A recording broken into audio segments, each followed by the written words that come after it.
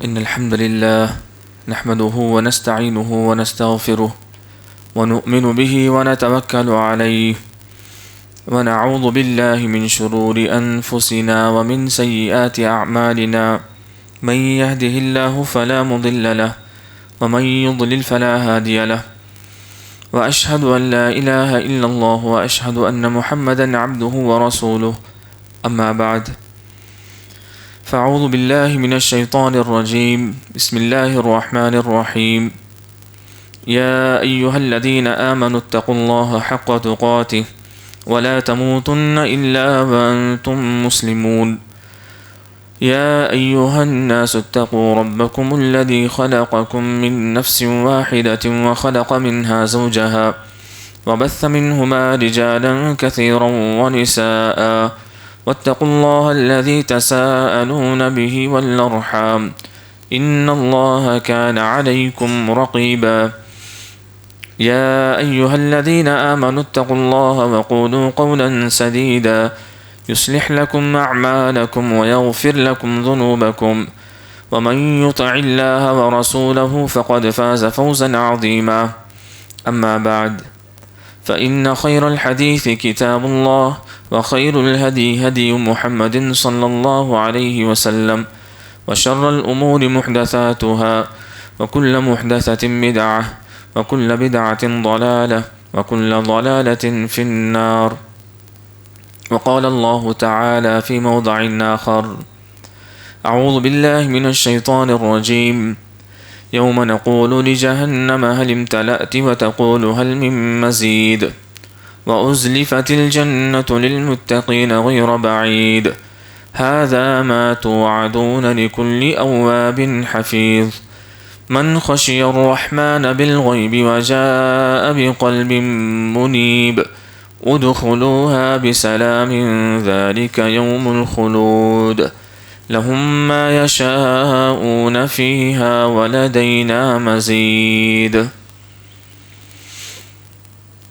محترم حاضرین جمعہ، بزرگان دین، نوجوانان اسلام، پردہ نشین اسلامی خواتین، مائیں بہنیں، ہر قسم کی حمد و ثنا، بڑائی، بزرگی، یکتائی، وحدانیت اسی اللہ تبارک و تعالیٰ کے لیے لائق و سزاوار ہے جو میرے اور آپ کا بلکہ ساری کائنات کا تنہا خالق ہے، مالک ہے، مدبر ہے، پالنہار ہے۔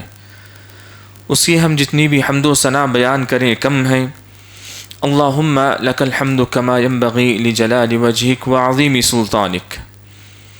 مختصر سی حمد و ثنا کے بعد درود و سلام ہو تمام انبیاء علیہم السلام پر، خصوصاً میرے اور آپ کے آخری نبی جناب محمد رسول اللہ صلی اللہ علیہ وسلم کی ذات گرامی پر۔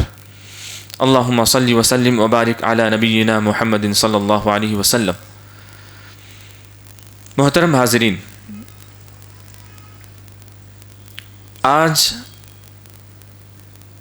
میں ایک ایسے مرض، ایک ایسے روحانی بیماری کی وضاحت لے کر آپ لوگوں کے سامنے حاضر ہوا ہوں، جو کہ یہ بیماری بے دینوں کی نہیں ہے، یہ دیندار لوگوں کی بیماری ہے، یہ دیندار لوگوں کا روحانی مرض ہے۔ ایک ایسا فتنہ ہے جو کہ یہ فتنہ بہت سارے عابدوں کی عبادت کو ہلاک و برباد کر کے رکھ دیا ہے۔ یہ ایسی روحانی بیماری ہے، بہت سارے متقیوں کے تقوی کو اس نے ریزہ ریزہ کر کے رکھ دیا ہے، اور یہ ایسی روحانی مرض ہے، ایک ایسا روحانی مرض ہے بہت سارے نیکوکاروں کی نیکیوں کو ہلاک و برباد کر کے رکھ دیا۔ آخر یہ کون سا مرض ہے؟ یہ کون سی بیماری ہے؟ یہ کون سی روحانی بیماری ہے؟ یہ مرض کوئی اور مرض، یہ بیماری کوئی اور بیماری نہیں ہے، یہ بیماری عجوب کی ہے، یعنی خود پسندی کی بیماری ہے۔ یہ خود پسندی کیا ہے؟ یہ عجوب اور خود پسندی، اس کا مطلب یہ ہے کہ انسان کا اپنے اعمال پر، انسان کا اپنی نیکیوں پر انسان کا اپنے علم پر، انسان کا اپنی کسی خوبی پر، انسان کا اپنے کردار پر خود پر فخر محسوس کرتے ہوئے، خود پر فخر محسوس کرتے ہوئے اپنے آپ میں یہ سمجھنا کہ میں دوسروں سے کچھ الگ ہوں، میں دوسروں سے کچھ خاص ہوں، میرے اندر میں بہت بڑا متقی ہوں، مجھ سے بڑھ کر کوئی اور متقی نہیں، میں بہت بڑا عبادت گزار ہوں، مجھ سے بہتر کوئی اور عابد نہیں. یعنی یہ خود پسندی اور اعتماد بالنفس انسان کے اندر اس حد تک سرایت کر جائے کہ انسان ان تمام چیزوں میں اپنے آپ کو بڑا سمجھنے لگے اور لوگوں کو حقیر سمجھنے لگے، اور اس سے بھی بڑھ کر انسان اللہ تبارک و تعالیٰ کی دی ہوئی نعمتوں، اللہ تبارک و تعالیٰ کے عطا کردہ فضائل کو اور عنایات کو بھلا کر اللہ تبارک و تعالیٰ کی ان تمام نعمتوں کا منکر بن بیٹھے. اسی کو خود پسندی کہتے ہیں. تو میرے محترم بھائیو، یہ خود پسندی، اس کے نقصانات کیا ہیں، اس کے تباہ کاریاں کیا ہیں؟ میں قرآن و حدیث کی روشنی میں، اقوال سلف کی روشنی میں 2-3 نقصانات بیان کر کے اپنی بات کو ختم کرتا ہوں. قبل اس کے کہ میں اپنی گفتگو کا باقاعدہ طور پر آغاز کروں، میں اللہ تبارک و تعالیٰ سے دعا کرتا ہوں کہ اللہ مجھے کہنے، قرآن و حدیث کے مطابق کہنے، اور آپ تمام حضرات کو قرآن و حدیث کے مطابق سننے، کہی ہوئی اور سنی ہوئی باتوں پر سب سے پہلے مجھے اور پھر ہم تمام لوگوں کو عمل کرنے کی توفیق بخشے. محترم حاضرین، تو آئیے چلتے ہیں. یہ خود پسندی کا یہ جو فتنہ ہے، یہ فتنہ اگر کسی کے اندر سرایت کر جاتا ہے تو انسان کے اندر عمل کا جذبہ ختم ہو جاتا ہے، عمل کا سلسلہ ختم ہو جاتا ہے، اور نتیجے میں کیا ہوتا ہے؟ نتیجے میں انسان منافق بن جاتا ہے. اسی لیے امام حسن بصری رحمۃ اللہ علیہ کہا کرتے تھے، المؤمن يعمل الصالح ويخاف الا يقبل منه ويعمل السيئات المنافق ويعمل السيئات ويأمن. امام حسن بصری رحمۃ اللہ علیہ نے بڑا پیارا قول بیان فرمایا. کہتے ہیں کہ مومن کی حالت یہ ہوتی ہے کہ مومن جب بھی کوئی نیک عمل کرتا ہے، کوئی نیک عبادت کرتا ہے، کوئی نیکی کرتا ہے، تو ساتھ ہی ساتھ اللہ تبارک و تعالیٰ سے ڈرتا بھی رہتا ہے کہ کہیں یہ میرا جو یہ عمل ہے، یہ جو میں نیکی کر رہا ہوں، کہیں اللہ تبارک و تعالیٰ کی دربار میں رد نہ کر دی جائے، میرا یہ عمل اللہ تبارک و تعالیٰ کے دربار میں قبول نہ ہو. ساتھ ہی ساتھ یہ ڈرتا رہتا ہے اور عمل بھی کرتا رہتا ہے. لیکن منافق کی حالت یہ ہوتی ہے، وہ گناہ پر گناہ کرتے جاتا ہے، گناہ پر گناہ کرتے جاتا ہے، لیکن اس کے باوجود بھی اپنی زندگی میں وہ بڑا مطمئن نظر آتا ہے، بڑا مطمئن نظر آتا ہے. میرے محترم بھائیو، اگر یہ فتنہ کسی کے اندر سرایت کر جاتا ہے تو انسان یہ سمجھ بیٹھتا ہے کہ اب میرا عمل محفوظ ہے، میری نیکیاں محفوظ ہیں، میرا تقوی محفوظ ہے، میری نیکیاں محفوظ ہیں، میرا علم محفوظ ہے. اب اسے مزید کسی عمل کی ضرورت نہیں، اب اسے مزید کسی تقوی کی ضرورت نہیں، اب اسے مزید متقی بننے کی ضرورت نہیں، اب اسے مزید شرعی علم حاصل کرنے کی ضرورت نہیں. اگر کسی کے اندر یہ فتنہ سرایت کر جائے، یہ داخل ہو جائے، یہ تمام جذبات، یہ تمام فکر اس کے اندر خود بخود داخل ہو جاتے ہیں. حالانکہ مومن کا معاملہ ایسا نہیں ہوتا. اسی لیے عبداللہ بن عمر رضی اللہ عنہ کے سلسلے میں آتا ہے، امام احمد بن حنبل رحمۃ اللہ علیہ اپنی کتاب الزہد میں عبداللہ بن عمر رضی اللہ عنہ کا یہ قول انہوں نے نقل فرمایا. وہ کہا کرتے تھے، لو اعلم ان اللہ تقبل منی رکعتین لما كان غائب احب الی من الموت. وہ کہا کرتے تھے کہ اگر مجھے معلوم ہو جائے کہ میری زندگی کی ساری عبادتوں میں سے اللہ تبارک و تعالیٰ نے صرف 2 رکعتوں کو قبول فرما لیا، تو میرے نزدیک اس روئے زمین پر میرے نزدیک موت کے سوا کوئی اور چیز محبوب نہیں ہو سکتی۔ مطلب یہ ہے کہ اگر جب انسان کو معلوم ہی نہیں کہ اللہ تبارک و تعالیٰ کے دربار میں اس کی کون سی عبادت قبول ہوئی ہے، اسے جب معلوم ہی نہیں کہ اللہ تبارک و تعالیٰ کے دربار میں اس کی کون سی نیکی قبول ہوئی ہے، تو کیوں کر مطمئن ہو سکتا ہے؟ حالانکہ اللہ تبارک و تعالیٰ نے سورۃ المؤمنون کے اندر جہاں مومنین کے اوصاف ذکر فرمائے ہیں، وہیں پر 2-3 صفحوں کے بعد اللہ تبارک و تعالیٰ نے مومنین کے کچھ اور اوصاف بھی ذکر فرمائے۔ اللہ تبارک و تعالیٰ نے کہا ان الذین هم من خشیۃ ربهم مشفقون والذین هم بآیات ربهم یؤمنون والذین هم بربهم لا یشرکون والذین یؤتون ما آتوا وقلوبهم وجلة انهم الى ربهم راجعون اولئک یسارعون فی الخیرات وهم لها سابقون۔ اس کا مطلب یہ ہے کہ وہ لوگ ہیں، اللہ تبارک و تعالیٰ نے مومنین کے اوصاف ذکر کرتے ہوئے ان کی تعریف میں کہا یہ وہ لوگ ہیں جو اللہ تبارک و تعالیٰ کی ہیبت سے ڈرتے رہتے ہیں، یہ وہ لوگ ہیں جو اللہ تبارک و تعالیٰ کی آیتوں پر ایمان رکھتے ہیں، یہ وہ لوگ ہیں جو اپنے پروردگار کے ساتھ کسی کو شریک نہیں ٹھہراتے، یہ وہ لوگ ہیں جب اللہ تبارک و تعالیٰ انہیں کچھ عطا کرتا ہے تو ان عطا کردہ چیزوں میں سے وہ اللہ تبارک و تعالیٰ کی راہ میں خرچ کرتے ہیں، خرچ کرتے ہوئے اللہ تبارک و تعالیٰ سے ڈرتے رہتے ہیں کہیں ہمارا عمل رد نہ کر دیا جائے۔ اللہ تبارک و تعالیٰ نے انہی لوگوں کے سلسلے میں کہا اولئک یسارعون فی الخیرات، یہی لوگ ہیں جو نیکیوں میں سبقت کرتے رہتے ہیں۔ مطلب کیا ہوا؟ مطلب یہ ہے کہ مومن کے اندر یہ جذبہ ہوتا ہے اور کہ عمل کا سلسلہ کبھی ختم ہونے والا نہیں، کیونکہ مومن کے اندر یہ فتنہ اگر سرایت کر جائے تو فوراً عمل کا سلسلہ ختم ہو جاتا ہے۔ ایک مرتبہ عائشہ صدیقہ رضی اللہ عنہا نے ان آیتوں کی تلاوت فرمائی، انہی آیتوں کی تلاوت فرمائی۔ جب تلاوت فرمائی تو اللہ کے نبی صلی اللہ علیہ وسلم سے پوچھا اے اللہ کے نبی، کیا یہ آیتیں ان لوگوں کے بارے میں نازل ہوئی ہیں جو لوگ چوریاں کرتے ہیں، شراب نوشی کی عادی ہیں، بے نمازی ہیں، زنا کے عادی ہیں، جب ان کو اپنے گناہوں کا احساس ہوتا ہے اور گناہوں کے احساس میں اللہ تبارک و تعالیٰ آپ کے پاس پکڑے جانے کا جب انہیں ڈر لگا رہتا ہے، تو کیا ان لوگوں کے بارے میں یہ آیتیں نازل ہوئی؟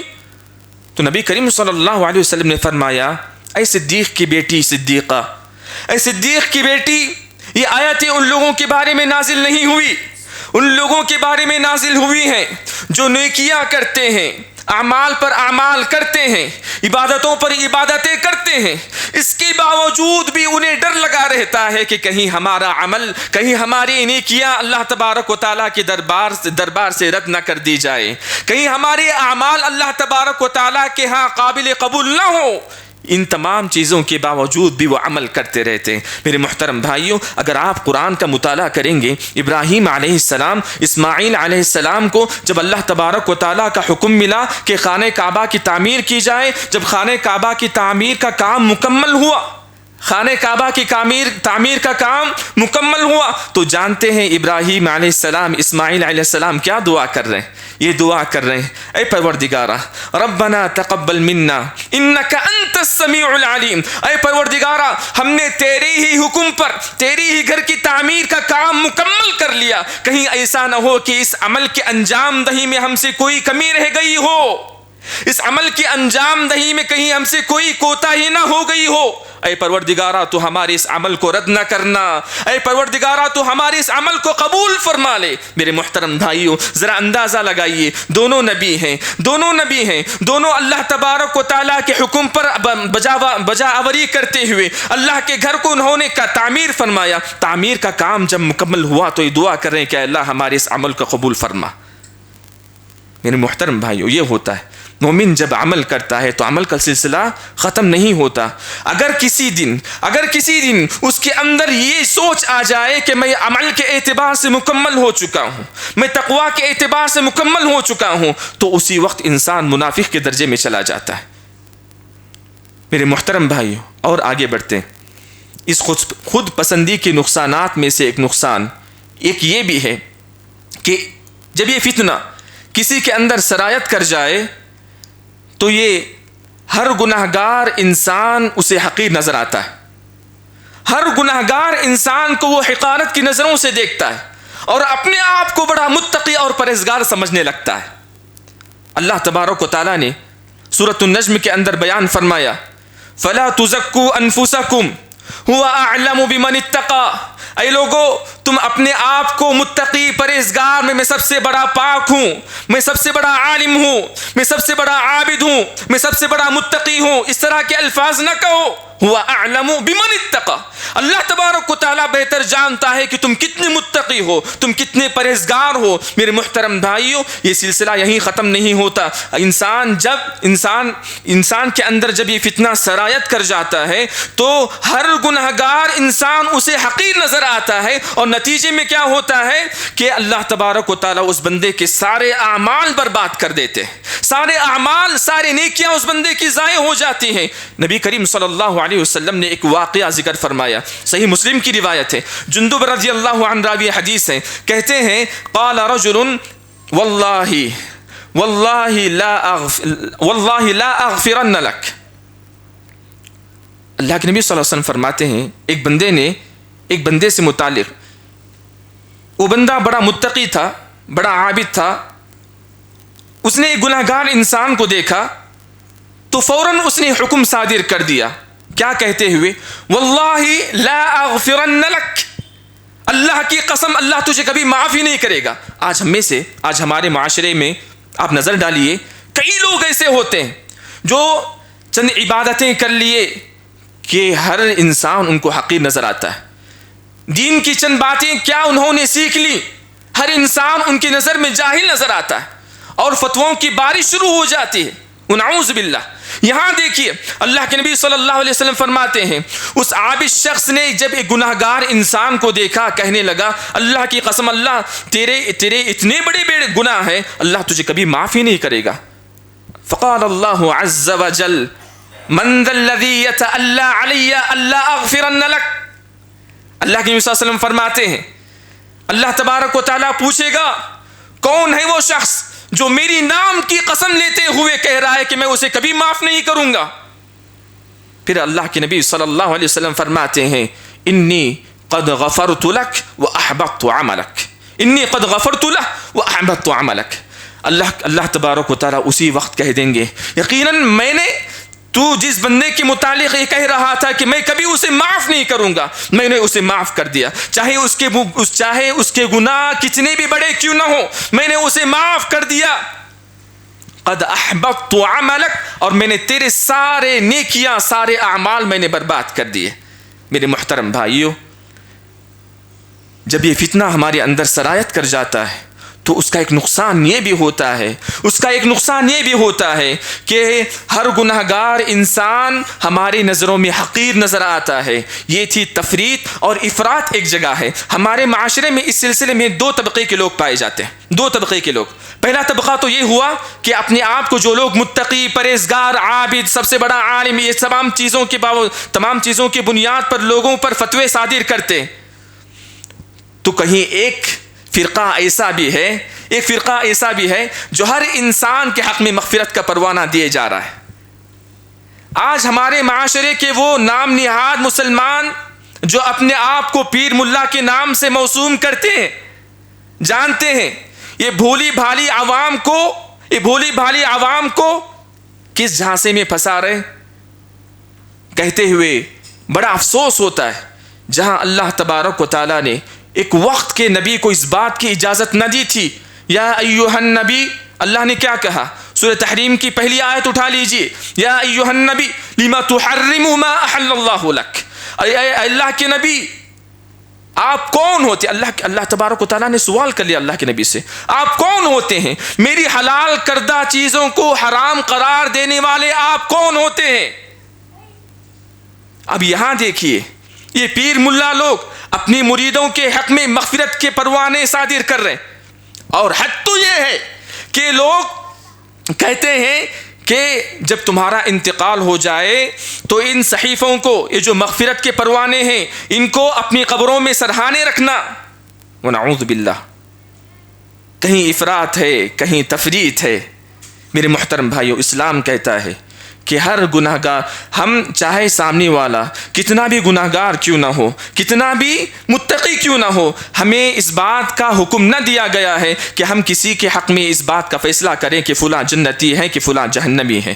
میرے محترم بھائیوں، یہ کہنے کا مطلب یہ ہے جب یہ فتنہ کسی کے اندر سرایت کر جاتا ہے تو ہر گناہ گار انسان اسے حقیر نظر آتا ہے، اور نتیجے میں کیا ہوتا ہے، اس کے سارے اعمال برباد کر دیے جاتے ہیں۔ میرے محترم بھائیوں، اس فتنے کی تباہ کاریوں میں سے اس فتنے کے نقصانات میں سے ایک نقصان ایک یہ بھی ہے کہ جب یہ فتنہ کسی کے اندر سرایت کر جائے تو وہ بندہ متکبر ہو جاتا ہے، اور نتیجے میں اللہ تبارک و تعالیٰ کی دی ہوئے فضل کا منکر ہو جاتا ہے، دی ہوئے فضل کا انکار کر بیٹھتا ہے۔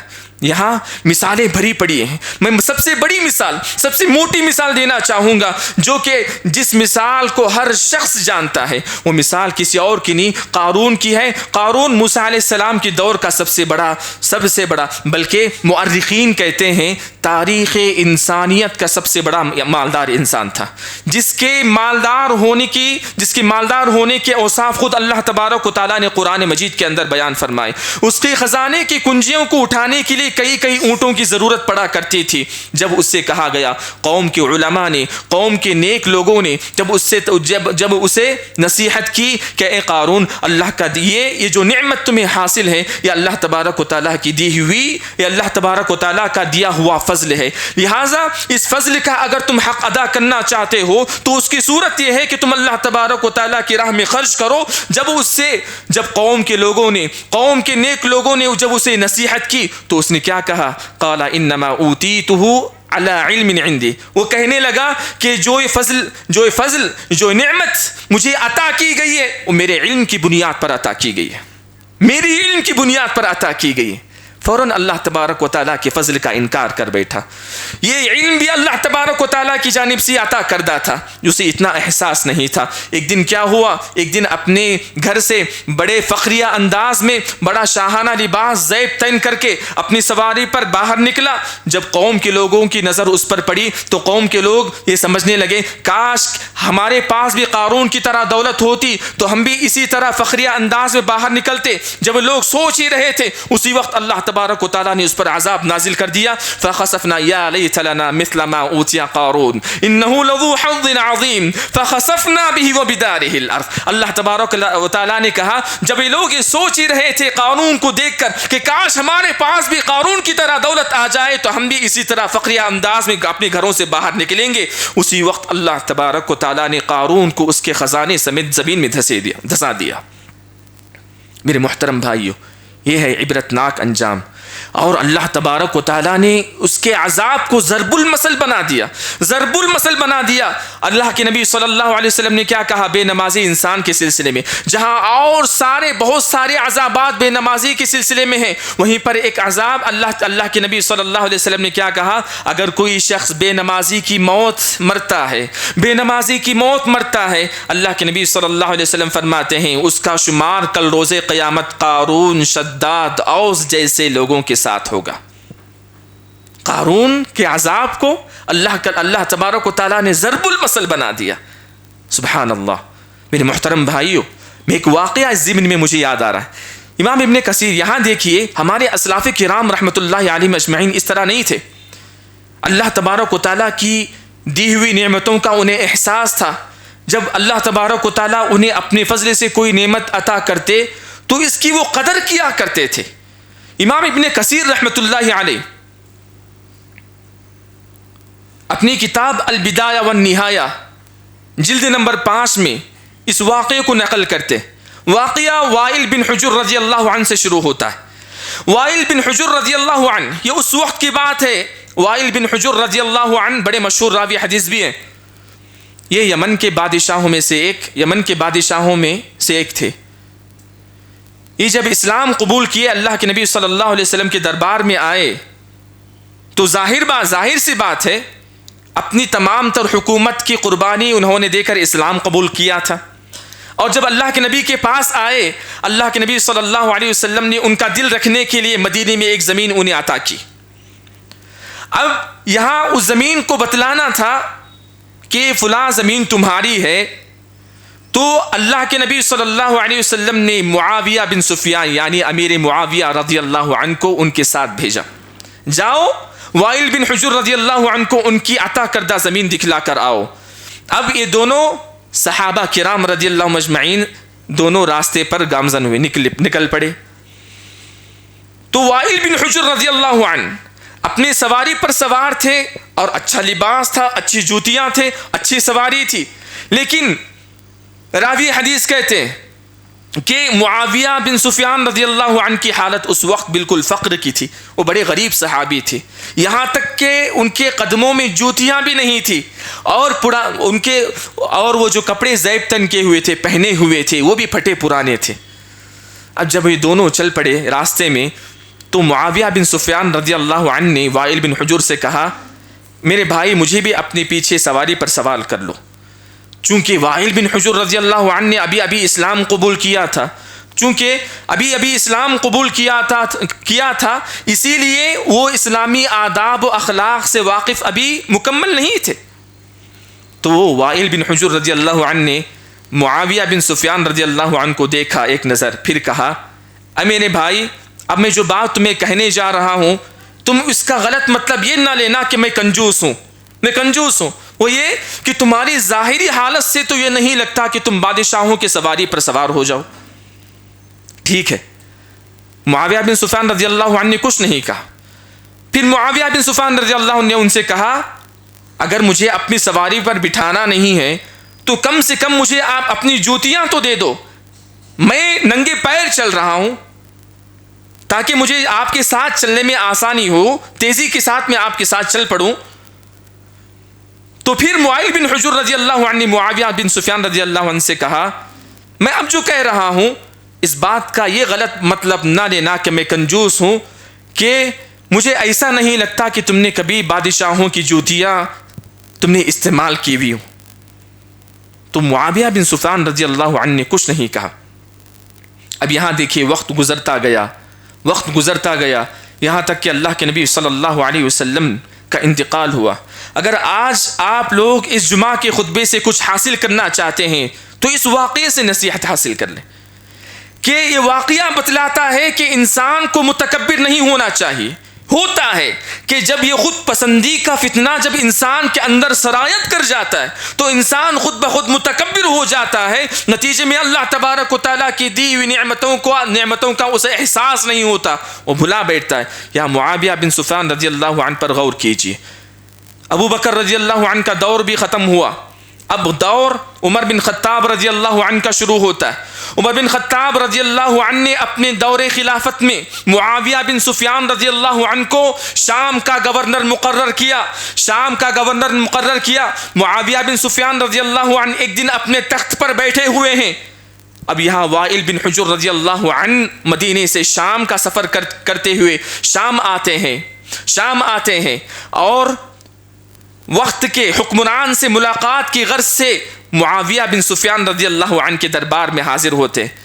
معاویہ بن سفیان رضی اللہ عنہ کے دربار میں حاضر ہوئے، جیسے ہی معاویہ بن سفیان رضی اللہ عنہ نے وائل بن حجر رضی اللہ عنہ کو دیکھا، اپنا تخت چھوڑے اور سیدھے وائل بن حجر رضی اللہ عنہ کی خدمت میں حاضر ہوئے اور وائل بن حجر رضی اللہ عنہ کا ہاتھ تھام کر اپنے تخت پر بٹھایا اور انہیں بہت سارے مال سے نوازا۔ تو وائل بن حجر رضی اللہ عنہ کی آنکھوں سے آنسو نکلنا شروع ہوئے، کہنے لگے، اور معاویہ بن سفیان رضی اللہ عنہ نے اس وقت کا واقعہ یاد دلایا تو وائل بن حجر رضی اللہ عنہ نے مال لینے سے تو انکار کر دیا، لیکن زاروں قطار روتے ہوئے معاویہ بن سفیان رضی اللہ عنہ سے کہنے لگے کہ کاش ایسا ہوتا کہ وہ دن پھر سے پلٹ کر آئے، میں آپ کے ہر سوال پر میں قربان ہو جاتا، مجھے آپ کی پیشانی چومنے کا دل کر رہا ہے۔ میرے محترم بھائیوں، یہ ہیں ہمارے اسلاف، جب اللہ تبارک و تعالیٰ کی نعمتیں انہیں عطا کی جاتی، اللہ تبارک و تعالیٰ کی نعمتیں انہیں عطا ہوتی تو رتی برابر بھی ان کے اندر تکبر نظر نہیں آتا تھا۔ میرے محترم بھائیوں، ایک آخری بات ہے، میں بتلا کر اپنی بات کو ختم کر دیتا ہوں۔ بالکل امپورٹنٹ بات ہے وہ یہ کہ یہ فتنہ جب کسی کے اندر سرایت کر جاتا ہے تو انسان نہ چاہتے ہوئے بھی ریاکار بن جاتا ہے. وہ کیسے؟ یہ خود پسندی کا فتنہ اتنا خطرناک ہے کہ انسان تعریف سننے کا عادی ہو جاتا ہے کہ لوگ اس کی تعریف کرے.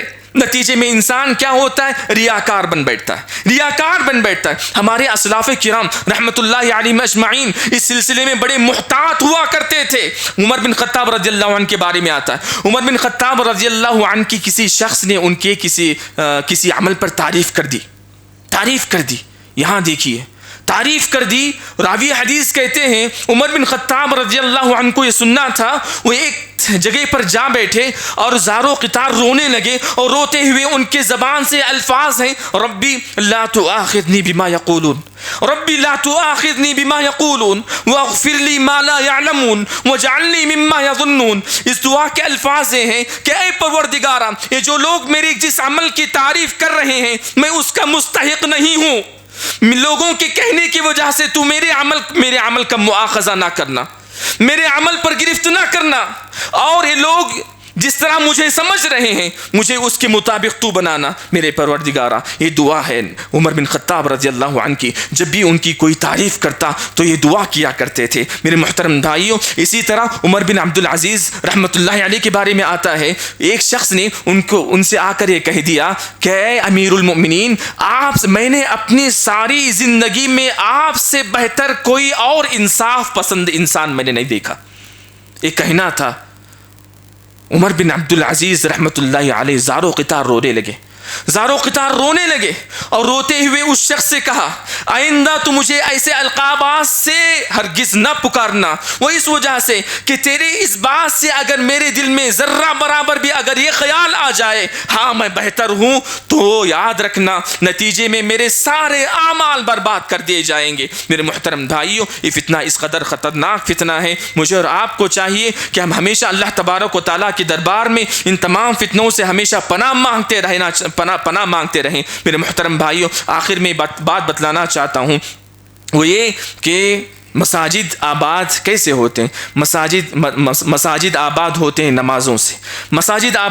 نمازوں سے. اور بالخصوص جمعہ کا جو مرحلہ ہوتا ہے وہ اتنا اہم ہوتا ہے. ہمارے اسلاف کرام رحمۃ اللہ علیہم اجمعین جمعہ کے اس وقت کو، بلکہ سورج طلوع ہونے کے بعد سے لے کر سورج غروب ہونے تک، امام ابن قیم رحمۃ اللہ علیہ فرماتے ہیں ہم وقت کو تقسیم کر لیا کرتے تھے. جمعہ کے اس حصے میں یہ عمل کرنا، جمعہ کے اس حصے میں یہ عمل کرنا، جمعہ کے اس حصے میں یہ عمل کرنا، یہاں تک کہ سورج غروب ہو جاتا. اس وقت تک ہم جمعہ کے اس وقت کو عمل میں لایا کرتے تھے. تو جمعہ کا اگر آپ لوگوں کے اندر اس بات کا خیال ہے کہ ہم جمعہ کے آداب کا خیال رکھیں، تو آپ لوگوں کو اس بات پر عمل کرنا چاہیے کہ جمعہ کا جب وقت شروع ہوتا ہے تو اس سے پہلے آپ حاضر ہو جائیں. اس لیے کہ بعض فقہا نے یہاں تک لکھا ہے کہ اگر کوئی شخص جمعہ خطیب کی ممبر پر چڑھ کر بیٹھنے کے بعد آتا ہے تو گویا وہ جمعہ کی فضیلت سے محروم ہے. تو آپ جائے کہ آپ نماز تو فرض ہے، اس میں تو حاضری انسان کی ہوتی ہی ہے.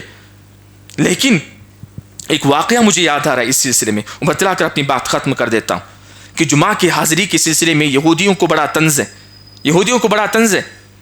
وہ یہ کہ ایک فلسطینی عالم نے اس واقعے کو نقل کیا. وہ یہ کہ مسجد اقصی سے ایک نمازی اپنی نماز سے فارغ ہو کر اپنے گھر جا رہا تھا، تو یہودیوں کی ایک جماعت تھی.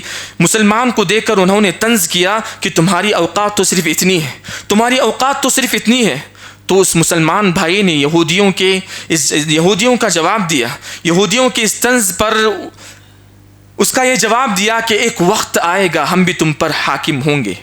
ایک وقت آئے گا ہم مسلمان تم پر حاکم بنیں گے. تو جانتے ہیں ان یہودیوں نے کیا کہا؟ ان یہودیوں نے یہ کہا، ذرا غور سے سنیے. ان یہودیوں نے کہا، ہاں ہم بھی مانتے، تم لوگ ہم پر حکومت ضرور کرو گے اور وہ وقت آئے گا ہم بھی مانتے، لیکن ہم مطمئن ہیں وہ اس وجہ سے کہ وہ وہ اس وقت تک نہیں آئے گا جب تک کہ تمہارے یہ مسلمان بھائی جس طرح جمعہ کے دن جمعہ کی نماز میں حاضری دیتے ہیں، جمعہ کے خطبے پہ نہیں، جمعہ کی نماز میں، جمعہ کی نماز میں جس طرح حاضری دیتے ہیں، یعنی ہوتا ہے نا 8 دن کا نماز ہے، ایک دن نماز ادا کریں، کم سے کم جمعہ تو ادا کر لیں گے، چلو ہوتا ہے، نعوذ باللہ، یہ ہماری دینی حالت۔ وہ کہہ رہے ہیں کہ جب تمہارے مسلمان بھائی جس طرح جمعہ کی نماز میں حاضری دیتے ہیں، اگر وہ اسی طرح کی حاضری فجر کی نماز میں دیں تو ہم سمجھ جائیں گے کہ بربادی کے ہمارے لیے بربادی کے ایام شروع ہو چکے ہیں، ہمارے لیے بربادی کے ایام شروع ہو چکے ہیں۔ یہ ہے ہماری حالت، یہ ہے ہماری حالت۔ یاد رکھیں، ہم جمعہ کے اس وقت کی قدر کریں، جمعہ کے اول وقت میں ہم پہنچنے کی کوشش کریں، اور یہی فضیلت والا عمل ہے، اور ایک مومن کو چاہیے کہ وہ ہر فضیلت کو اپنانے والا بنے، اور ہمارے لیے یہی لائق ہے۔ اللہ تبارک و تعالیٰ سے دعا ہے کہ اللہ تبارک و تعالیٰ مجھے اور آپ کو کہنے سننے سے زیادہ عمل کرنے کی توفیق عنایت فرمائے، آمین۔ واقول قولی ھذا استغفر اللہ لی ولکم ولسائر المسلمین من کل ذنب واتوب الیہ۔